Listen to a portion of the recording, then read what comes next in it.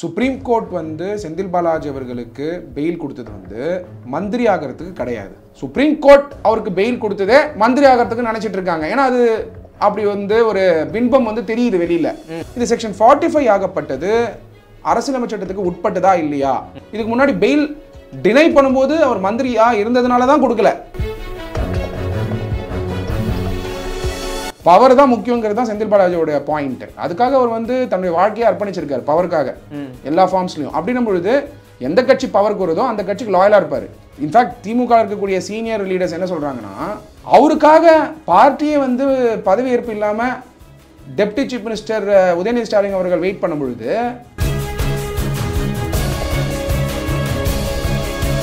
செந்தில் பாலாஜி அவர்கள் பெயில்ல வராரு. பெயிலையும் கண்டிஷன் இல்லை, நீங்க மந்திரி ஆகாதீங்க, நீங்க வந்து செக்ரட்டரியேட்டுக்கு போக கூடாது அப்படிங்கிற மாதிரியான எந்த கண்டிஷனும் பெயில்ல இல்லை.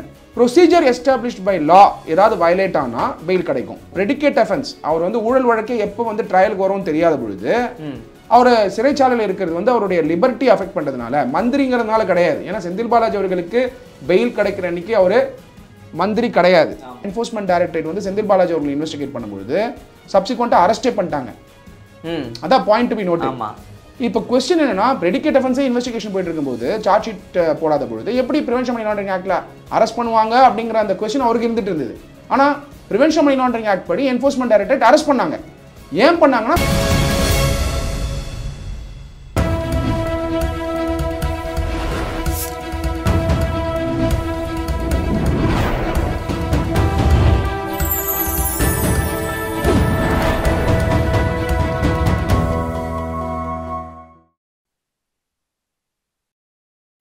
சேனல் 5 தமிழ் நேயர்களுக்கு வணக்கம்.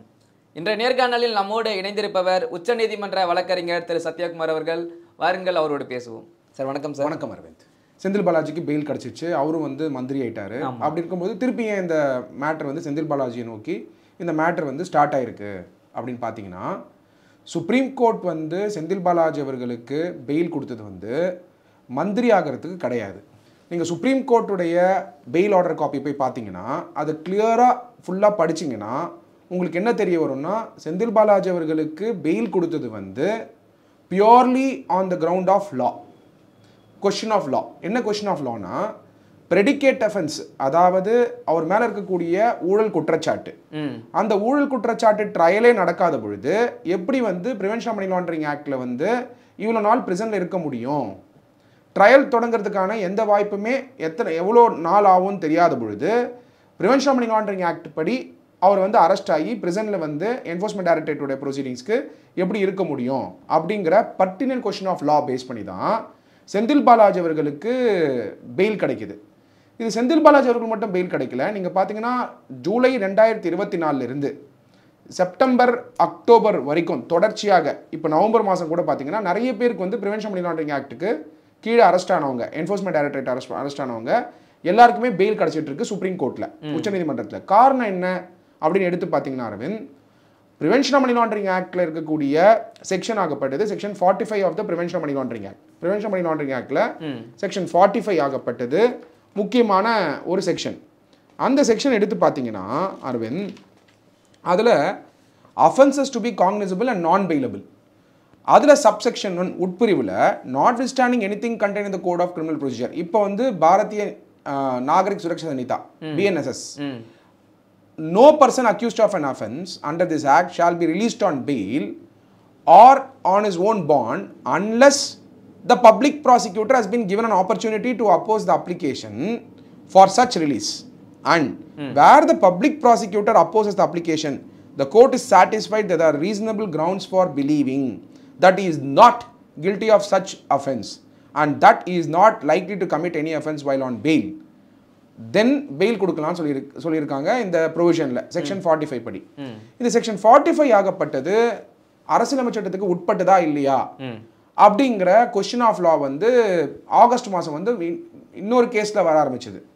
அது வந்து பார்த்தீங்கன்னா அரவிந்த் கெஜ்ரிவால் அவருடைய கேஸு, அப்புறம் பார்த்தீங்கன்னா BRS பார்ட்டியை சேர்ந்த கவிதா அவர்களுடைய கேஸு, அப்புறம் ஆப் லீடர்ஸ்லேயே வந்து நிறைய பேர் அரெஸ்ட் ஆயிருந்தாங்க அவங்க கேஸு. இந்த எல்லா கேஸ்லையுமே வந்து பர்டினன்ட் கொஸ்டின் ஆஃப் லா கேட்க ஆரம்பித்தாங்க. இந்த பர்டினன்ட் கொஸ்டின் ஆஃப் லா வந்து பெயில் ப்ரொவிஷன் வந்து ஸ்பெஷல் ஆக்டில் இருக்கிறது வந்து அரசியலமைப்பு சட்டத்துக்கு உட்பட்டதா இல்லையா? அரசியலமைப்பு சட்டத்தில் வந்து பெயிலை பற்றி என்ன சொல்கிறாங்கன்றது முக்கியம். அரசியல் சட்டத்தில் பெயிலுங்கிற வேர்டு இருக்காது உங்களுக்கு. கான்ஸ்டியூஷன் ஆஃப் இந்தியாவில் பெயிலுங்கிறது வார்த்தை இருக்காது. கான்ஸ்டியூஷன் ஆஃப் இந்தியாவில் இருக்கிற வார்த்தை வந்து லிபர்ட்டி. இந்த லிபர்ட்டி ஆகப்பட்டது அடிப்படை உரிமை, ஒரு சிட்டிசனுக்குமே அடிப்படை உரிமை. அந்த அடிப்படை உரிமை பாதிக்கப்படுறது எப்போ?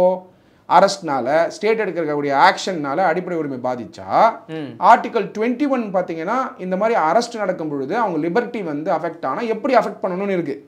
Procedure prescribed by established by law, procedure established by law, அப்புறம் டியூ ப்ராசஸ் ஆஃப் லா அப்படின்னு 2 இருக்கு. ப்ரொசீஜர் established by law ஏதாவது வயலேட் ஆனால் பெயில் கிடைக்கும்.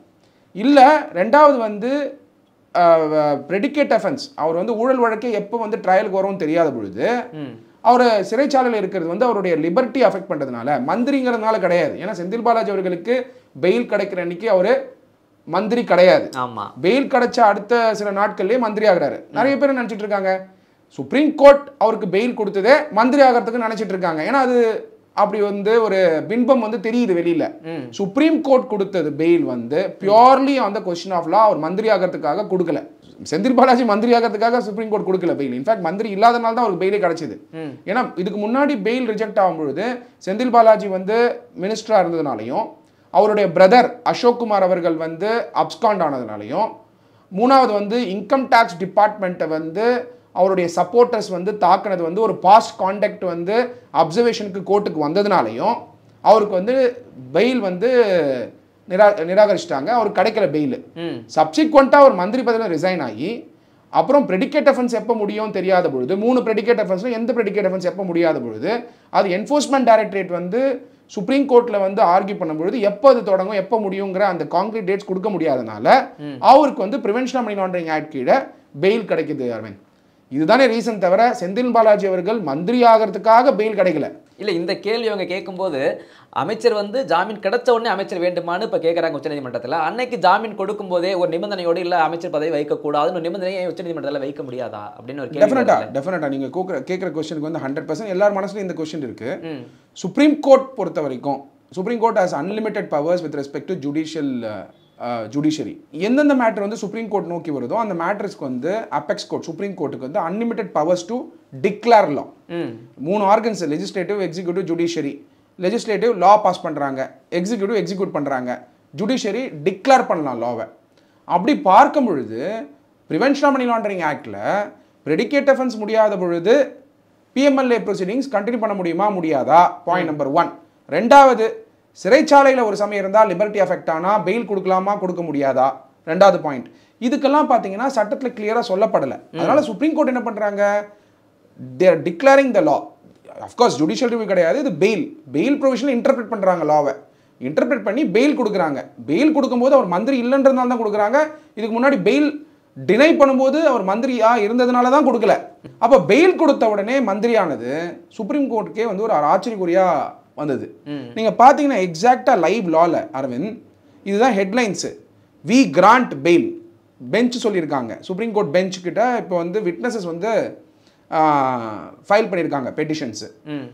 அவங்க விட்னஸஸ் ஃபைல் பண்ண பெட்டிஷன்ஸை வந்து எக்ஸாமின் பண்ணும்போது சுப்ரீம் கோர்ட் என்ன சொல்றாங்கன்னா, இதுதான் ஹெட்லைன்ஸே, we grant bail and next day you become minister.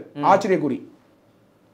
இதுதான் exact observation by the supreme court with respect to Senthil பாலாஜியுடைய அந்த விட்னஸஸ் போட்ட பெட்டிஷனில். இதில் இந்த பெஞ்ச் பார்த்தீங்கன்னா யார் இந்த பெஞ்ச் வந்து இந்த எக்ஸ்பிளனேஷன் கொடுத்துருக்காங்க, அதாவது ஆச்சரியக்குறி ரைஸ் பண்ணியிருக்காங்கன்னா, லார்ட்ஷிப் ஜஸ்டிஸ் அபே ஓகா அவர்கள், லார்ட்ஷிப் ஜஸ்டிஸ் அகஸ்டின் ஜார்ஜ் மெசையா இந்த மேட்டரை வந்து ஹியரிங் கொண்டு போகிறாங்க.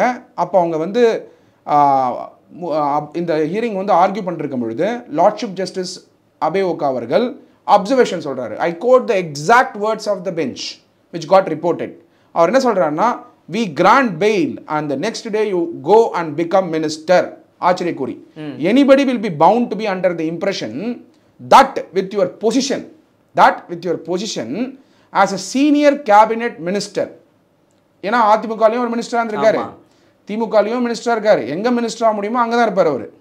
இப்போ அதிமுகவில் மினிஸ்டராக இருந்தார், அதிமுக வந்து பதவிக்கு அது பவருக்கு வராதுன்றது முடிவு வந்தோடனே அப்புறம் அமமுக போகிறாரு, சப்சிக்வெண்ட்டாக வந்து திமுகவுக்கு வராரு. டெஃபினட்டாக அது பாராட்டக்கூடிய விஷயம். ஏன்னா எல்லாராலையும் செய்ய முடியாது. பவர் தான் முக்கியங்கிறது தான் செந்தில் பாலாஜியோட பாயிண்ட். அதுக்காக அவர் வந்து தன்னுடைய வாழ்க்கையை அர்ப்பணிச்சிருக்காரு பவருக்காக எல்லா ஃபார்ம்ஸ்லையும். அப்படின்னும் பொழுது எந்த கட்சி பவருக்கு வருதோ அந்த கட்சிக்கு லாயலாக இருப்பார். இது இப்போ திராவிட முன்னேற்ற கழகமும் எத்தனை நாள் வந்து பவரில் இருக்கோ அத்தனை நாள் வரைக்கும் லாயலாக இருப்பார். அடுத்த நிமிஷமே பார்த்தா வேறு கட்சியில் இருப்பார். அப்படி தான் இருந்துட்டு இருக்கு அவரோட ட்ரெண்டு. ஆனால் அந்த கட்சியில் இருக்க வரைக்கும் லாயலாக இருப்பார். அந்த கட்சி தான் வாழ்க்கைன்னு சொல்லுவார். அந்த மாதிரி இருக்கும் பொழுது சீனியர் கேபினெட் மினிஸ்டர், ஏன் சீனியர் கேபினெட் மினிஸ்டர்னு குறிப்பிடுறாங்கன்னா, அதிமுக கவர்மெண்ட் இருக்கும்போது டிரான்ஸ்போர்ட் மந்திரியா துறையில் இருந்தார். திமுக கவர்மெண்ட் வந்தப்புறம் மந்திரியாக இருக்கார். தொடர்ச்சியாக கிட்டத்தட்ட பார்த்தீங்கன்னா 2011 2024 நடுவில் ஒரு 3 வருஷம் மட்டும் இல்லை. அதுவும் அதிமுக கவர்மெண்ட் இருக்கும்போது தான் இல்லை. அப்போ லிட்டரலாக பார்த்தீங்கன்னா ஒரு டிகேட் 10 வருடங்களுக்கு அவர் மினிஸ்டராக இருந்திருக்காரு. அப்போ சீனியர் கேபினெட் மினிஸ்டராக இருக்கும் பொழுது விட்னஸஸ்க்கு வந்து witnesses will be under pressure. What is this going on அப்படின்னு ஒரு கொஸ்டின் கேட்குறாங்க. அது ரிப்போர்ட் ஆயிருக்கு. வெரி சிம்பிள் அரவிந்த், விட்னஸஸ் ஏன் ப்ரெஷரில் இருப்பாங்கன்ற ஒரே காரணம், செந்தில் பாலாஜி அவர்களுடைய சர்ச் நடக்குது இன்கம் டேக்ஸு. ஆமாம், அது ஊடக நண்பர்கள் எல்லாருமே நீங்கள் டெலிகாஸ்ட் பண்ணீங்க. அவங்க போய் சர்ச் பண்ண போகிறாங்க. அப்போ பார்த்தீங்கன்னா வெளியில் இருக்கிறவருடைய ஆதரவாளர்கள் எந்த காரை உடைச்சாங்கன்ற போது கொண்டு நீங்கள் காமிச்சிங்க, எப்படி உடைச்சாங்கன்ற அந்த விஷுவல்ஸு கூட நீங்கள் காமிச்சிங்க. த 4th pillar ஆஃப் டெமோக்ரஸி வந்து ஜேர்னலிசம், ப்ரெஸ். நீங்கள் வந்து அதை காட்டுறீங்க விஷுவல்ஸு. அந்த விஷுவல்ஸ் பார்க்கும்பொழுது கண்ணாடி உடைச்சது, அந்த இனோவா வந்து இது பண்ணது, ஆஃபீஸரை வந்து தாக்குனது, அதுவும் பார்த்தீங்கன்னா உமன் ஆஃபீஸர்ஸ் அவங்க வந்திருக்காங்க சர்ச் பண்ணுறதுக்கு. அந்த இடத்துல அவ்வளோ அழுத்தம். Income tax department, ministry of finance, அரசு அதிகாரிகளுக்கே அவ்வளோ ப்ரெஷர் கொடுத்த செந்தில் பாலாஜி அவர்கள் சப்சிக்வெண்ட்டாக என்ஃபோர்ஸ்மெண்ட் டைரக்டரேட் அரெஸ்ட் பண்ண உடனே அப்புறம் ஹாஸ்பிட்டல் போனார். அவர் உடல்நிலை சரியில்லை. எல்லாரும் என்ன நினச்சாங்கன்னா அவருக்கு பெயில் கிடைச்சா அவர் உடல்நிலையை பார்த்துக்கிட்டு வீட்டில் ரெஸ்ட் எடுப்பாங்கன்னு தான் நினச்சாங்க. யாருமே அவர் மந்திரி ஆவாங்கன்னு எதிர்கூட பார்க்கல. அடுத்த நாளே பார்த்தா பெயில் கிடைச்ச உடனே ராஜ்பவனில் இருக்காரு. பதவியேற்பே அவருக்காக வெயிட் பண்ண மாதிரி இருந்தது. இன்ஃபேக்ட் திமுக இருக்கக்கூடிய சீனியர் லீடர்ஸ் என்ன சொல்கிறாங்கன்னா, செந்தில் பாலாஜி வரதுக்காக தான் திமுக கட்சியே உதயநிதி அவர்களுக்கு டெபுட்டி சீஃப் மினிஸ்டர் கொடுக்கறதுக்கு வெயிட் பண்ண மாதிரிலாம் நீங்கள் நம்மளால பார்க்கலாம். அப்படி தான் இருந்தது. அதனால வந்து பார்க்கும் பொழுது செந்தில் பாலாஜி அவர்கள் அதை தான் உடல்நிலை பார்த்துப்பாரு தான் நம்ம நினைச்சோம். ஆனால் செந்தில் பாலாஜியுடைய பாஸ் கான்டாக்ட் எடுக்கும்போது எந்த விட்னஸ் வந்து அவருக்கு அகேன்ஸ்டாக ஏறி பதில் சொல்லுவாங்கன்னு நினைப்பீங்க? ஒரு சீனியர் கேபினெட் மினிஸ்டராக இருந்தவர், சீனியர் கேபினெட் மினிஸ்டராக இப்போயும் இருந்துகிட்டு இருக்காரு. அவருக்கு அகெயின்ஸ்டாக விட்னஸஸ் வந்து பதில் ஏறி சொல்லுவாங்க அப்படின்னு நம்ம நினைக்கிறதே தவறு. காரணம் என்ன? அந்த அழுத்தம் இருக்க தான் செய்யும். ஏன்னா ஸ்டேட்டே அவங்க கண்ட்ரோலில் இருக்கும் பொழுது அவருக்காக பார்ட்டியே வந்து பதவியேற்பு இல்லாமல் deputy chief minister Udhayanidhi Stalin அவர்கள் வெயிட் பண்ணும் பொழுது விட்னஸஸ்க்கு வந்து டெஃபினட்டாக ஒரு ப்ரெஷர் இருக்க தான் செய்யும். அப்போ அந்த ப்ரெஷர் இருந்தால் ஜஸ்டிஸ் ரீச் பண்ண முடியுமா பாதிக்கப்பட்டவங்களுக்கு? இதில் கொஸ்டின் என்ன தெரியுமா அரவிந்த், பாதிக்கப்பட்டவங்கன்னா யாரு அப்படிங்கிறது செந்தில் பாலாஜி அவர்கள் கேஸில் பணம் கொடுத்து ஏமாந்தவங்க மட்டும் கிடையாது. பணம் கொடுத்து ஏமாந்தவங்க ஒரு set of people. Supreme court agreed பார்ட்டினா யாருன்னு சுப்ரீம் கோர்ட்டை சொல்லியிருக்காங்க. அக்ரீட் பார்ட்டினா யாருன்னா பணம் கொடுத்து ஏமாந்தவங்க அக்ரீட் பார்ட்டி தான். பணம் கொடுத்து சில பேர் சேர்ந்துருப்பாங்க. மூணாவது செட் யாருன்னா அவங்க பணம் கொடுத்ததுனால உங்களுக்கு வேலை கிடைக்காம போச்சு இல்லை, ஒரு சில பேர் எக்ஸாம் எழுதுறதோ குவாலிஃபைடா இருந்திருப்பாங்கல்ல, அதுக்கு அளவற்றது. அப்போ எவ்வளோ thousands ஆஃப் பீப்புள் வந்து டிரான்ஸ்போர்ட் துறையில் இல்லை இன்ஜினியர், அந்த ஜூனியர் இன்ஜினியர்ஸ் ரெக்ரூட்மெண்ட்டு, இந்த 3 ரெக்ரூட்மெண்ட்டுக்கு எவ்வளோ பேர் வெயிட் பண்ணியிருப்பாங்க. அந்த காலகட்டத்தில் யாருக்கெல்லாம் டிரைவிங் தெரியுமோ அவங்கெல்லாம் கூட எதிர்பார்த்துருப்பாங்க. கண்டிப்பாக மெரிட் இருந்திருக்கும், தொடர்ச்சியாக ட்ரை பண்ணியிருப்பாங்க, மெரிட்டில் கிடைக்கும் நம்பியிருப்பாங்க. ஆர்டிகல் 16 வந்து என்ன சொல்லுது கரசிமை சட்டத்தில், equal opportunity in public employment. Article 16 பாதிக்கிற மாதிரி செந்தில் பாலாஜி அவர்கள் வேலை வாய்ப்பை மட்டும் உருவாக்கல, ஊழலும் பண்ணியிருக்காருன்னு ஒரு குற்றச்சாட்டு இருக்கும் பொழுது அக்ரீட் பார்ட்டினா யாருன்னு வந்து அளவற்ற மக்கள் வந்து அதில் இருக்காங்க. அப்படின்னும் பொழுது செந்தில் பாலாஜி மந்திரியா இருக்கிறதுனால விட்னஸஸ்க்கு ப்ரெஷர் இருக்கிறதுக்கான அதிக வாய்ப்பு இருக்கிறத சுப்ரீம் கோர்ட் அதை வந்து ஒரு அப்சர்வேஷன் சொல்லும் பொழுது நம்மளால உணர முடியுது. அப்படி இருக்கும்போது சுப்ரீம் கோர்ட் இந்த மேட்டரை வந்து டிசம்பர் 13ஆம் தேதி போஸ்ட் பண்ணியிருக்காங்க அரவிந்த். 13ஆம் தேதி போஸ்ட் பண்ணது மட்டும் இல்லாமல் முக்கியமாக இன்னொரு ஸ்டேட்மெண்ட்டும் சொல்லியிருக்காங்க bench. We reiterate exact words, I quote the exact words, we reiterate the law laid down in the said decision. Balaji, Sendil Balaji, on bail by order dated 26th September 2024. 26 September 2024 அன்னைக்கு பெயிலில் வெளில வராரு. அந்த event யாராலுமே மறக்க முடியாது. ப்ரிசைட்ஸாக இந்த வெளில வந்து பார்த்தீங்கன்னா 6 வாரமாக அவரை கூட்டிட்டு வந்தது எல்லாரும் பார்க்க முடியுது மூத்த இல்லையா? அமைச்சர்களே போயிட்டு இன்வைட் பண்ணி கொடுத்தாங்க. ஸோ அந்த அளவுக்கு முக்கியத்துவம் வாய்ந்திருக்காருன்னு நான் சொல்ல வரேன். அப்போ 26 September 2024 the second respondent has been appointed as a cabinet minister. The apprehension is that considering the seriousness of the allegation against the second respondent in the predicate offences, அதாவது ட்ரையல்ல the witnesses may not be in the frame of mind to depose against the second respondent who is holding the position of cabinet minister. This is the only aspect on which prima facie we are inclined to consider the application. Witnesses-க்கு பாதிக்கிறதுனால மட்டும்தான் இந்த application நாங்கள் எடுத்துக்கிறோம். Witnesses பாதிக்கப்பட்டவங்க விட்னஸஸும் இருக்காங்க application while making it clear that there is no reason to interfere with the judgment on merits and adjudication of the application remains confined to the offer set. Today we are not issuing notice. Learned senior counsel appearing for the second respondent seeks time to take instructions.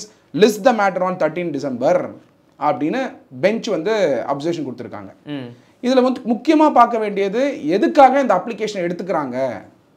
Senthil Balaji அவர்கள் மந்திரியா இருக்கிறதுனால மந்திரியாகிறத வந்து அரசமைப்பு சட்டத்தின்படியோ representation of the people act 1950 படியோ தடுக்க முடியாது. அது அவருடைய உரிமை. யாரோட உரிமை?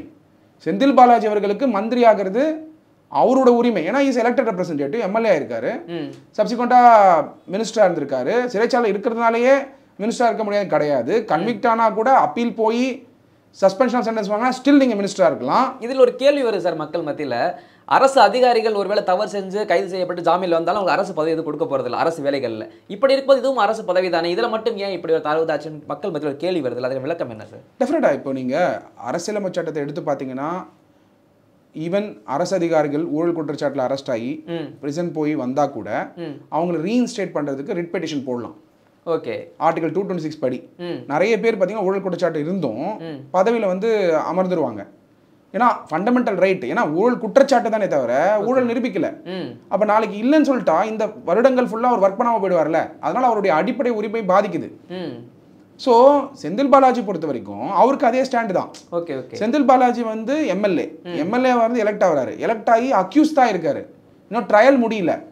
ட்ரையலில் ஃபஸ்ட்டு ப்ரெடிகேட் அஃபென்ஸ் ட்ரையல் முடியணும். அதில் கன்விக்ட் ஆவாரா அக்விட்டல் ஆவாரான்னு தெரியல. அதை தாண்டி prevention money laundering act enforcement டைரக்டரேட்டோட கேஸு, அதில் கன்விக்ட் ஆனால் இதில் ப்ரிவென்ஷன் மணி லாண்டரிங் ஆக்டில் என்ன ஆகும் அப்படின்னு இருக்கு. அங்கே அக்விட் ஆனால் ப்ரிவென்ஷன் மணி லாண்டரிங் ஆக்ட் என்ன ஆகும் இருக்கு. ஸோ அப்படி இந்த மாதிரி பல கொஸ்டின் ஆஃப் லால தான் செந்தில் பாலாஜி அவர்களுடைய கேஸ் ஆகப்பட்டது டிராவல் ஆகிட்டு இருக்கு. அப்போ இப்படி இருக்கும் பொழுது செந்தில் பாலாஜி அவர்கள் மினிஸ்டராக அப்பாயிண்ட் ஆனதுனால அவர் வந்து எந்த ஒரு சட்டத்தையும் பிரீச் பண்ணல. அதுவும் நம்ம பார்க்கணும். செந்தில் பாலாஜி அவர்கள் பெயிலில் வராரு. பெயிலையும் கண்டிஷன் இல்லை, நீங்கள் மந்திரி ஆகாதீங்க, நீங்கள் வந்து செக்ரட்டரியேட்டுக்கு போகக்கூடாது அப்படிங்கிற மாதிரியான எந்த கண்டிஷனும் பெயிலில் இல்லை. ஸோ அந்த கண்டிஷன் இல்லாத பொழுது செந்தில் பாலாஜி அவர்கள் representation of the people act 1950 பார்க்கும் பொழுது மந்திரி ஆகலாம் அப்படிங்கிற ப்ரொவிஷன் இருக்குது. செந்தில் பாலாஜி இல்லை, எந்த ஒரு மந்திரியும் அரெஸ்ட் ஆகி வந்தால் மந்திரியாக இருக்க முடியாது கிடையாது, அன்லெஸ் சுப்ரீம் கோர்ட் கண்டிஷன் கொடுத்துருந்தா தவிர. அதுவும் சுப்ரீம் கோர்ட்டோட கண்டிஷன்ஸ் அப்படின்னா செக்ரட்டரியேட் போகக்கூடாது, ஆக்சஸ் பண்ணக்கூடாது ஃபைல்ஸ். ஏன்னா ஏதாவது ஊழல் குற்றச்சாட்டு இருந்தால் அப்படி கொடுப்பாங்க. பட் ஆனால் மந்திரி ஆகக்கூடாதுன்னு எப்பயுமே வந்து கொடுத்தது கிடையாது பெயில். அப்படின்னு இதுவரை கொடுத்ததே இல்லை. அது மாதிரி அந்த மாதிரி ஒரு பெயில் வந்து கண்டிஷன்ஸ் இம்போஸ் பண்ணுறதுக்கான பவர் சுப்ரீம் கோர்ட்டுக்கு இருக்கு. கொடுக்க முடியுமான்னு கேட்டால் supreme court has unlimited power. Okay Aravind, supreme court judiciary பொறுத்த வரைக்கும் independence of the judiciary. Independence of the judiciary எப்படி வருதுன்னா basic structure of the constitution of இந்தியாவில் Kesavananda Bharati versus state of Kerala படி இண்டிபெண்டன்ஸ் ஆஃப் த ஜுடிஷியரி தான் பேசிக் ஸ்ட்ரக்சரில் பொருத்தப்பட்டிருக்கு. ஓகே, ஜுடிஷியரி பொறுத்த வரைக்கும் they can declare any law. Making of law வந்து legislature, executive வந்து executing the law. But declaring the law judiciary பண்ண முடியும். Apex court has unlimited power. அப்படி இருக்கும் பொழுது அவங்க பவருக்குள்ள இது பண்ணலாம் பண்ண முடியாதுன்னு சொல்றதுக்கு நம்ம வந்து we cannot say. Supreme court பொறுத்த வரைக்கும் அன்லிமிட்டெட் பவர் இருக்கு. It's power of the judiciary. But இப்போ இந்த அப்சர்வேஷன் கொடுத்துருக்காங்களே, இந்த அப்சர்வேஷன் ஆகப்பட்டது செந்தில் பாலாஜி அவர்கள் மினிஸ்டரா இருக்கிறதுனால விட்னஸ்க்கு வந்து அழுத்தம் இருக்கு, விட்னஸால வந்து நாளைக்கு கூண்டேறி பதில் சொல்ல முடியாதுங்கிற ஒரு நிலைமை இருந்தா, அதனால ஜஸ்டிஸ் பாதிக்கப்பட்டா அப்போ என்ன கண்டிஷன்ஸ் கொடுப்பாங்க, என்ன மாதிரியான டெசிஷன்ஸ் அண்ட் ஜட்மெண்ட்ஸ் வரும் அப்படிங்கிறத நம்ம வெயிட் பண்ணி தான் வாட்ச் பண்ணணும். இன்ஃபேக்ட் செந்தில் பாலாஜியோடைய கேஸே ஒரு கேஸ் ஸ்டடி தான். ஓகே, தொடர்ச்சியாக பார்த்தீங்கன்னா அவர் மேலே வழக்குகளும் அதை வந்து சார்ந்த கான்ஸ்டியூஷனலாக வந்து அவரும் வந்து லீகல் ரெமடியை தேடிட்டு தான் இருக்காரு, தொடர்ச்சியாக கேஸ் நடத்துறாரு. இப்போ இந்த பெட்டிஷனுக்கும் டெஃபினட்டாக வந்து அவரோட வக்கீலை வந்து நியமிச்சு அவங்க போய் ஆர்கியூ பண்ண தான் போகிறாங்க. அவருடைய அடிப்படை உரிமை மந்திரி ஆகிறது, ஏன்னா எங்கேயுமே வந்து ரெஸ்ட்ரிக்ஷன் இல்லாதனால. பட் மந்திரி ஆகிறதுனால விட்னஸை பாதிக்குமா அப்படின்னா, விட்னஸை பாதிச்சா என்ன மாதிரி ஜட்மெண்ட் வரும் அப்படிங்கிறத நம்ம வெயிட் பண்ணி தான் வாட்ச் பண்ணாரு. ஓகே சார், விட்னஸ்க்கு வந்து அச்சுறுத்தல் வகையில் இந்த அமைச்சர் பதவி இருக்கு, அப்போ அதுக்கு பதில் கொடுங்க, விளக்கம் கொடுங்கன்னு கேட்டிருக்காங்க உச்சநீதிமன்றத்தில். என்ன மாதிரி விளக்கம் சார் கொடுப்பாங்க செந்தில் பாலாஜி தரப்புல இருந்து?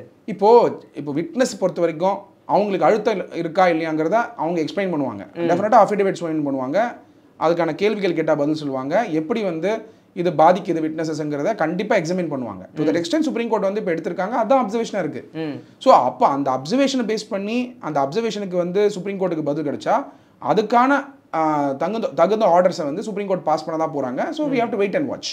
சார், இந்த செந்தில் பாலாஜி வழக்கில் ஃபஸ்ட்டு ஆரம்பத்தில் பார்த்தீங்கன்னா பணம் கொடுத்தவங்க கிட்ட திரும்ப செட்டில்மெண்ட் பண்ணியாச்சு அப்படின்ற மாதிரி ஒரு கட்ட பஞ்சாயத்து மாதிரி முடிச்சுட்டாங்க சப்போஸ் சொல்ல போனால். அதுக்கப்புறம் தான் உச்சநீதிமன்றத்தில் இதுக்கு வாண்டடாக எடுக்கணும் அப்படின்னு சொல்லி இந்த கேஸ் திரும்ப வந்தது. இந்த மாதிரியான வழக்குகள் இதுக்கு முன்னாடி நடந்திருக்கு அரசியல் தரப்பில்? ஒரு பாயிண்ட் ஆஃப் கிளாரிஃபிகேஷன்னா, ஹைகோர்ட்டில் வந்து செந்தில் பாலாஜி வந்து அப்ளை பண்ணது காம்பவுண்டிங். இது பார்த்தீங்கன்னா எல்லாருக்கும் வந்து புரியாது பொதுமக்கள் பொறுத்த வரைக்கும். பட் காம்பவுண்டிங்காக என்னென்னா, யார் காசு கொடுத்தாங்களோ அவங்களுக்கு திருப்பி கொடுத்துட்டா அந்த அஃபென்ஸை வந்து க்ளோஸ் பண்ணிக்கலாங்கிற அந்த ஒரு ப்ரொசீஜர் காம்பவுண்டிங். இது வந்து மெட்ராஸ் ஹைகோர்ட்டில் காம்பவுண்டிங் ஆகிடுது. காம்பவுண்டிங் ஆகுது, அதுக்கப்புறம் வந்து பார்த்தீங்கன்னா காம்பவுண்டிங் ஆனது வந்து சுப்ரீம் கோர்ட்டுக்கு வந்து அப்பீல் போகிறாங்க, என்ஃபோர்ஸ்மெண்ட் டைரக்டரேட் அப்பீல் போகிறாங்க. என்ஃபோர்ஸ்மெண்ட் டைரக்டரேட் அப்பீல் போனோடனே சுப்ரீம் கோர்ட்டில் வந்து 2 இம்பார்ட்டன்ட் கொஸ்டின் ஆஃப் லாக்கு பதில் கிடைக்குது. அந்த 2 இம்பார்ட்டன்ட் கொஸ்டின் ஆஃப் லா என்னன்னா, யார் பாதிக்கப்பட்டவங்க, ஃபர்ஸ்ட் அது எக்ஸ்பான்ஷன் நடக்குது. பணம் கொடுத்து பணம் திருப்பி வாங்கினவங்க பாதிக்கப்பட்டவங்க கிடையாது. பாதிக்கப்பட்டவங்கன்றது இந்த கேஸில் யாராலும் அந்த வேலை கிடைக்குமோ அதுக்கு தயார்படுத்திக்கிட்டு இருந்தாங்களோ, நேர்மையாக தங்களுடைய வாழ்க்கையை அர்ப்பணித்து இதுக்கு தயார்படுத்திட்டு இருந்தாங்களோ அவங்களும் ஏமாந்தாங்களா இல்லையா? அப்போது அவங்க வந்து பார்த்தீங்கன்னா நம்பர்ஸ் வந்து பெருசு. அவங்க பணம் தரல, ஆனால் பணம் கொடுத்து வேலை வாங்கினவங்களால அதுக்கு தயார்படுத்திட்டு இருந்தவங்களுக்கு வேலை கிடைக்காம போச்சு இல்லை? ஆமாம், அவங்களும் பாதிக்கப்பட்டவங்க தானே அப்படிங்கிற ஃபர்ஸ்ட் கொஸ்டின் ஆஃப் லாக்கு ஆன்சர் கிடைக்குது. இது கொடுத்தது வந்து லார்ட்ஷிப் ஜஸ்டிஸ் ராமசுப்ரமணியம் அவர்களுடைய பெஞ்சில் கொடுக்குறாங்க. சப்சிக்வெண்ட்டாக செந்தில் பாலாஜி அவர்களுடைய 2வது ஒரு இம்பார்ட்டண்ட் ஜட்ஜ்மெண்ட் வந்து மே மாதம் வருது. மே 6, 2023 நினைக்கிறேன். அன்றைய டேட்டில் வந்து வரக்கூடிய அப்சர்வேஷன் ஆஃப் சுப்ரீம் கோர்ட் என்ன சொன்னாங்கன்னா, செந்தில் பாலாஜி அவர்களுடைய கேஸை வந்து ப்ரெடிகேட் அஃபென்ஸே இருந்தாலும் ஃப்ரெஷ் இன்வெஸ்டிகேஷன் பண்ணுற பவர் வந்து ப்ரிவென்ஷன் மணி லாண்டரிங் ஆக்ட் படி என்ஃபோர்ஸ்மெண்ட் டைரக்டரேட் இருக்குன்னு ஒரு அப்சர்வேஷன் வருது. அது வந்த உடனே செந்தில் பாலாஜி அவர்கள் பார்த்தீங்கன்னா இதோடைய அப்சர்வேஷனுடைய இம்பார்ட்டன்ஸும் இல்லை இந்த அப்சர்வேஷனுடைய லாஃபுல் பவரையும் உணரல. அவர் என்ன நினைச்சாருன்னா, ப்ரெடிகேட் அஃபென்ஸ் இருக்குது, இன்வெஸ்டிகேஷன் போயிட்டு இருக்கு, அதுக்குள்ளே எப்படி வந்து பிஎம்எல்ஏ என்ஃபோர்ஸ்மெண்ட் டைரக்டரேட் வந்துருவாங்க அப்படின்னு பார்த்தீங்கன்னா, அந்த டைமில் பார்த்தீங்கன்னா செந்தில் பாலாஜியுடைய கான்வர்சேஷன்லாம் பார்த்தீங்கன்னா வேற லெவலில் இருக்கும். அவருடைய பேசுகிற விதம். இப்போ வந்து செந்தில் பாலாஜி வேற, இப்போ சாந்தமாக இருக்காரு. அப்போ இருந்த செந்தில் பாலாஜி வேற, உங்களால் உணர முடியும் as a journalist. அப்போ அந்த டைமில் பார்த்தீங்கன்னா செந்தில் பாலாஜி அவர்கள் இந்த சுப்ரீம் கோர்ட் அப்சர்வேஷனுடைய லாஃபுல் அதில் கொடுத்துருக்க பவர் டு என்ஃபோர்ஸ்மெண்ட் டைரக்டரேட்டை வந்து முழுமையாக அவரால் வந்து கணிக்கவும் முடியல, புரிஞ்சுக்கவும் முடியல. பட் ஃபைனலாக பார்த்தீங்கன்னா என்ஃபோர்ஸ்மெண்ட் டைரக்டரேட் வந்து செந்தில் பாலாஜி அவர்கள் இன்வெஸ்டிகேட் பண்ணும்பொழுது சப்சிக்வெண்ட்டாக அரெஸ்டே பண்ணிட்டாங்க. அதான் பாயிண்ட் டு பி நோட். இப்போ கொஸ்டின் என்னன்னா, ப்ரெடிகேட் அஃபென்ஸே இன்வெஸ்டிகேஷன் போயிட்டு இருக்கும்போது சார்ஜ் ஷீட் போடாத பொழுது எப்படி ப்ரிவென்ஷன் மணி லாண்டரிங் ஆக்ட்ல அரெஸ்ட் பண்ணுவாங்க அப்படிங்கிற அந்த கொஸ்டின் அவருக்கு இருந்துட்டு இருந்தது. ஆனால் ப்ரிவென்ஷன் மணி லாண்டரிங் ஆக்ட் படி என்ஃபோர்ஸ்மெண்ட் டைரக்டரேட் அரெஸ்ட் பண்ணாங்க. ஏன் பண்ணாங்கன்னா சுப்ரீம் கோர்ட்டோட அப்சர்வேஷன். அப்போ சுப்ரீம் கோர்ட் அப்சர்வேஷன் வர அளவுக்கு போனதுக்கு ப்ரெடிகேட் அஃபென்ஸ் ட்ரையலே முடியாத பொழுது, ஏன்னா செந்தில் பாலாஜி அவர்கள் மெட்ராஸ் ஹைகோர்ட்டில் போட்ட காம்பவுண்டிங், அது மேலே போன அப்பீல், அந்த அப்பீல் மேலே அக்ரீட் பார்ட்டினா யாருன்னு சொன்னது, அதுக்கப்புறம் வந்து செந்தில் பாலாஜி அவர்களுக்கு வந்து அப்சர்வேஷன் ப்ரிவென்ஷன் மணி லாண்டரிங் ஆக்டில் என்ஃபோர்ஸ்மெண்ட் டைரக்டரேட் வந்து ஃப்ரெஷ் இன்வெஸ்டிகேஷன் பண்ணலாம் அப்படின்னு வந்த அப்சர்வேஷன் தான் செந்தில் பாலாஜி அவர்களுக்கு இவ்வளோ தூரம் வந்து சட்ட சிக்கலை உருவாக்கியிருக்கு. ஆனால் செந்தில் பாலாஜி தொடர்ச்சியாக அரெஸ்ட் ஆனது வந்து கூட பார்த்தீங்கன்னா ஒரு கேப் விடாமல் பெட்டிஷன் மேலே பெட்டிஷன் போட்டுட்டு இருக்காரு. இன்னைக்கு ப்ரிவென்ஷன் மணி லாண்டரிங் ஆக்டுக்கு இருக்கக்கூடிய பவர்ஸ், ரைட்ஸ் ஒரு அக்யூஸ்டுக்கு தெரியணும்னா செந்தில் பாலாஜி அவர்கள் போட்ட பெட்டிஷனை வந்து அப்சர்வ் பண்ணாலே அதுவே ஒரு கேஸ் ஸ்டடி தான். அவர் சுப்ரீம் கோர்ட் அப்சர்வேஷன் என்ன வந்தது, அவர் எப்படி அரெஸ்ட் பண்ணாங்க, அரெஸ்ட் பண்ண உடனே ஆட்கொணு மனு போடுறாரு, பார்த்தீங்கன்னா டிவியில் தெரியுது அவர் எங்கே இருக்காருன்னு. எங்கே இருக்காங்கன்னு தெரியாதவங்க தான் ஆட்கொணமனும். ஆனால் சட்ட ரீதியாக ஆட்கொணமனு எப்போ போடுவாங்கன்னா இல்லீகல் அரெஸ்ட் நடந்தாலும் இருக்கும். அது இல்லீகல் அரெஸ்ட்டா? செக்ஷன் 45 சப்செக்ஷன் 45ல ப்ரொவிசோ இருக்கு. அந்த ப்ரொவிசோ பார்த்தீங்கன்னா provide that a person who is under the age of 16 years or is a woman or is sick or infirm or is accused either on his own along with other accused co-accused of money laundering a sum of less than 1 crore rupees may be released on bail if the special court so directs. அது கீழே fail போடுறாரு. அது supreme court வரைக்கும் போகுது. சப்சிக்வெண்ட்டாக வந்து sick பர்சன்னா யாருன்னு செந்தில் பாலாஜி கேஸை பார்த்தாலே புரிஞ்சுக்கலாம். அதில் ஒரு அப்சர்வேஷன் வந்தது. சப்சிக்வெண்ட்டாக அதுக்கப்புறம் வந்து இன்னொரு பெயில் போடுறாரு. அந்த பெயில் வழியாக ஹைகோர்ட்டுக்கு வராரு. ஹைகோர்ட்லேயும் பெயில் கிடைக்காம போயிடுது. பெயில் கிடைக்காம போகும்போது என்னென்ன அப்சர்வேஷன் கொடுத்தாங்கன்றது இம்பார்ட்டன்ட்டு. அப்புறம் அவர் மந்திரி பதவியில் ரிசைன் பண்ணுறாரு. நீங்கள் பார்த்தீங்கன்னா 1 இயர் ஃபுல்லாக செந்தில் பாலாஜி அவர்கள் தன்னுடைய வழக்கையே வந்து ஃபோக்கஸ் பண்ணதை நம்மளால் பார்க்க முடியுது. இதில் முக்கியமான சார், இதில் அவருடைய தம்பி அசோக் அப்படின்றவர் இன்னை வரைக்கும் தலைமறைவுன்ற வார்த்தைக்கு வேற வார்த்தையே கிடைக்காம இருக்குது. என்ன காரணம்? இதை ஒரு கேள்வியாக உச்சநீதிமன்றம் இது வரைக்கும் கேட்க இல்லையா? டெஃபினட்டாக அது வந்து வரக்கூடிய நாட்களில் வந்து பெட்டிஷன்ஸ் டெஃபினட்டாக ரைஸ் பண்ணுவாங்க to meet the ends of justice. இப்போ அசோக் அவர்கள் வராததும் செந்தில் பாலாஜிக்கு ஒரு இஷ்யூவாக தான் இருக்கும். இப்போது செந்தில் பாலாஜி அவர்கள் ஒரு ஸ்டேட்டில் சீனியர் கேபினெட் மினிஸ்டர், அவருடைய பிரதர் அப்ஸ்காண்டிங்கில் இருக்காருன்னா ஸ்டேட்டில் அப்போ அந்த அதே பிரதர் தான் ஸ்டேட்டோட கேஸ்லையும் வந்து அக்யூஸ்டாக இருக்காரு. அப்போ ஸ்டேட் வந்து ஏன் அப்ஸ்காண்டிங்கில் இருக்கிறவர் என்ன பிடிக்கல? அப்படியே அந்த கேள்வி இருக்கா இல்லையா? கண்டிப்பாக. ரெண்டாவது, என்ஃபோர்ஸ்மெண்ட் டைரக்டரேட்டும் அவரை வந்து விசாரிக்கணும்னு சொல்லும் பொழுது அது அப்சர்வேஷனாகவே ஹைகோர்ட்லேயும் வந்தது அரவிந்த். அப்போது அசோக் அவர்கள் இன்னைக்கு தலைமறைவாக இருக்காருன்னா அவருக்கான அப்ளிகேஷன்ஸையும் டெஃபினட்டாக வந்து விட்னஸஸோ இல்லை அதில் இருக்கக்கூடிய அக்ரீட் பர்சனோ யார் பாதிக்கப்பட்டவங்களோ போடுறதுக்கான ரைட் இருக்கு கான்ஸ்டியூஷன் கோர்ட்டில். அதனால் we have to wait and watch courts எந்த மாதிரியான முடிவுகள் எடுக்கிறாங்கன்னு. we are no one to predict. Court has absolute power. It's a power of the court to decide. Judiciary is independent. அவங்க எடுக்கக்கூடிய டெசிஷன்ஸை நம்ம அப்சர்வ் பண்ணி என்ன வருதுன்றதை நம்ம பார்க்கணும். சார், சாமானியனுக்கும் ஒரு கேள்வி இருக்கும். இந்த இடத்துல அமைச்சர் பதவி அப்படின்றது அவருக்கு தடை செய்யப்படுமா அப்படின்னு ஒரு கேள்வி இருக்குது பாமர மக்களுக்குமே. அந்த கேள்விக்கான பதில் என்னவாக சார் இருக்கும் இந்த தீர்ப்புக்கு பிறகு? நீங்கள் கேட்குறதுக்கு வந்து பார்த்தீங்கன்னா சுப்ரீம் கோர்ட் வந்து பார்த்தீங்கன்னா ஃபஸ்ட்டு வந்து ஜட்மெண்ட் வரணும். அது வந்த அப்புறம் தான் நம்மளை சொல்ல முடியும் என்ன அப்சர்வேஷன்ஸ் வருதுன்னு. பட் நீங்கள் கேட்குற கொஸ்டின் ஆஃப் லா என்ன? ஒருத்தர் மேலே இந்த மாதிரி அப்ளிகேஷன் இருக்குது, ரெண்டு விதமான அப்சர்வேஷன்ஸ் ஆர் பாசிபிள். ஒன்று வந்து இருக்கலாம், இல்லை இருக்கக்கூடாதுன்னு. இது வந்து செந்தில் பாலாஜியை குறிப்பிட்டு சொல்லலை, இல்லை செந்தில் பாலாஜி மாதிரி இருக்கக்கூடிய கேசஸை குறிப்பிட்டு சொல்லலை. பட்டு நீங்கள் எடுத்து பார்த்தீங்கன்னா யாரையுமே வந்து மந்திரியாக இருக்க முடியாது அப்படின்னு வந்து சொல்ல முடியாது. பட் விட்னஸை பாதிக்குது, அந்த கேஸோட ஜஸ்டிஸை ரீச் பண்ண முடியாது அப்படிங்கிற ஒரு லெஜிஸ்லேட்டர் அந்த ஆங்கிளில் சொல்கிறேன். ஒரு மந்திரி பதவியில் இருக்கிறதுனால, செந்தில் பாலாஜின்னு கிடையாது, யாராக இருந்தாலும் மந்திரி பதவியில் இருக்கிறதுனால அந்த பவர்னால விட்னஸஸ் வரமாட்டாங்கன்னு சொல்லும் பொழுது, ஜஸ்டிஸ் ரீச் பண்ண முடியாதுன்னு சொல்லும் பொழுது, ஜஸ்டிஸ் தான் மெயினுங்கிற பொழுது, ஜஸ்டிஸ்க்காக இயங்கும் பொழுது அது எப்படி வந்து அந்த இம்ப்ளிகேஷன்ஸ் இருக்குங்கிறத நம்ம வந்து வரக்கூடிய நாட்களில் பார்க்கணும். சுப்ரீம் கோர்ட் அப்சர்வேஷன் அதுவும் செந்தில் பாலாஜி கேஸ் வந்து ஒரு பிரசிடென்ட்டாக இருக்கும், ஒரு லேண்ட்மார்க் ஜட்மெண்ட்டாக இருக்கும் அப்படிங்கிறத நம்ம பார்க்க முடியும். அரவிந்த், எங்களுடைய பல்வேறு கேள்விகளுக்கு நேரத்தை ஒதுக்கி பதில் தந்தமைக்கு ரொம்ப நன்றி சார். தொடர்ந்து பேசுவோம். நன்றி அரவிந்த்.